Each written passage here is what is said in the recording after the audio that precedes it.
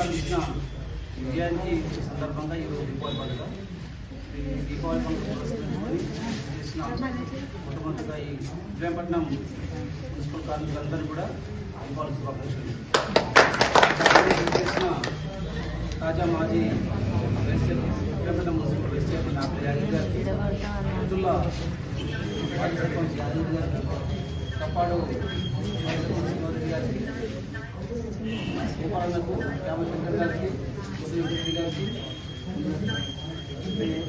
మా లక్ష్మారెడ్డికి, తమ్ముడు ఐలేష్కు, ఉపేంద్రెడ్డికి, రామరెడ్డి, గోపాల్, రాజ్ కుమార్, ఖానాపూర్ వీళ్ళందరూ కూడా ఈ కార్యక్రమానికి మరి ఒక గంట ముందే సమాచారం వచ్చినా కూడా అన్యదా భావించకుండా ఈ కార్యక్రమానికి వచ్చిన వీరందరికీ వీళ్ళందరికీ కూడా శుభాకాంక్షలు మరొకసారి దీపావళి పండుగ.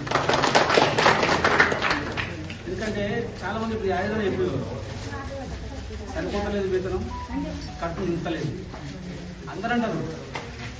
వార్డు మెంబర్ నుంచి ప్రధానమంత్రి దాకా వీరు కనిపించినప్పుడల్లా గ్రామ పంచాయతీ కార్మికులు కావచ్చు, మున్సిపల్ కార్మికులు కావచ్చు, దేశం కార్మికులు కావచ్చు, దేశం మొత్తం మీద వార్డు మెంబర్ నుంచి ప్రధానమంత్రి దాకా ఎమ్మెల్యేలు అయితేమి, మంత్రులు అయితేమి, సీఎం అయితే సీఎం అయితే అందరూ అంటే వీరు చేస్తే వీరు గుడికి సాగు చేస్తే బాగుంటుంది, మంచిగా అయితే మేము మంచిగా ఉంటాం, మా ఆరోగ్యం మంచిది, జీతాలు పెంచాలి, ఇన్సూరెన్స్ కల్పించాలి, ఇంకో మంది చేయాలంటారు. మరి సర్కార్ ఆదాయం కూడా చాలా జరిగింది, అవునా కదా, అందరం చాలా జరిగింది గవర్నమెంట్ కూడా. కానీ మీకు పెంచడానికి ఎందుకు చేతులు రావు, మాటలు వస్తాయి. మీరు కనిపోయిన మాటలు మస్తు మాట్లాడతారు, ఇట్లే ఒక్కరు మాట్లాడతారు.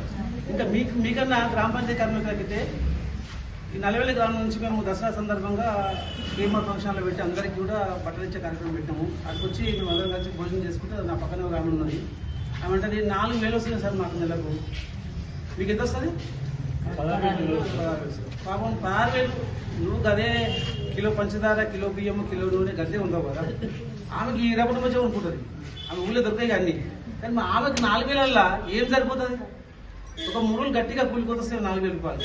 ఆ 4,000కు నెల మొత్తం పొద్దున సాయంత్రం మళ్ళీ ఇంకో పని కూడా అవుతుంది కాదు, కొన్ని పనికి అవకాశం లేదు, అవునా కదా. పొద్దున 7 గంటలకు వస్తారు, 11 గంటలకు చేస్తారు, మళ్ళీ ఇంటికి పోతే తింటారు, మళ్ళీ 1 గంటలకు వచ్చి మళ్ళీ 5 గంటలకు 6 గంటలకు చేస్తారు. 4,000 కూడా మీకు కూడా దేశంలో ఒక చట్టం ఉంది, కనీస వేతన చట్టం. అంటే తక్కువ ఒక ప్రభుత్వ ఉద్యోగం మీరు చేసేది. ప్రభుత్వంలో ఉన్న ఉద్యోగులకు చిన్న స్థాయిలోకైనా 18,500 ఇవ్వాలని ఒక చట్టం ఉంది. మన చట్టం అమలు చేస్తే వాళ్ళకు మీకు అందరూ కూడా మంచిగా ఉంటుంది కదా. మీరు రోజు వ్యాధుల బారిన పడడానికి అవకాశం ఉంటుంది. ఎందుకంటే మీరు స్వచ్ఛమైన వాతావరణంలో పనిచేస్తలేరు, ఒక కంపెనీలో కూర్చున్న లేకుండా పనిచేస్తలేరు. మీరు చెత్త తీస్తారు, డ్రైనేజ్ తీస్తారు, మందు బట్టలు అంతా సాఫ్ చేస్తారు. కాబట్టి మీకు ప్రభుత్వం ఏదైనా రోగం బారిన నొప్పి బారిన పడ్డప్పుడు మరి మీరు ఆదుకోవడానికి ఈ డబ్బులు తీసుకుపోయి దాచిపెట్టుకుంటే మీకేం సరిపోదు, దావకాలకు మనకు పోదే. కాబట్టి మీకు 5 లక్షల రూపాయలు ఇన్సూరెన్స్ ఇవ్వాలి. ఇంకా మీకు ఏ హాస్పిటల్ పోయినా, గవర్నమెంట్ హాస్పిటల్ కావచ్చు, ప్రైవేట్ హాస్పిటల్ కావచ్చు, ఏ కార్పొరేట్ హాస్పిటల్, ఎంత పెద్ద హాస్పిటల్ పోయినా, ఏ చికిత్సకు పోయినా, ఏ రోగం వచ్చినా, ఏ నొప్పి వచ్చినా మీకు ఉచితంగా వైద్యం చేసి ఏర్పాటు చేసి ప్రభుత్వం బాగుంటుంది. కాబట్టి మరి ఇవన్నీ ప్రభుత్వం చేస్తారని ఆశిస్తూ మరి ఇక్కడికి విచ్చేసిన కార్మికులందరూ కూడా మరి ఈ పండుగ ఎందుకు వచ్చిన ఒక్క నిమిషం చెప్తా. శ్రీకృష్ణుడి భార్య సత్యభామ నరకాసురుని చంపింది, అవునా. నరకాసురుని చంపడానికి దీపావళి వచ్చింది.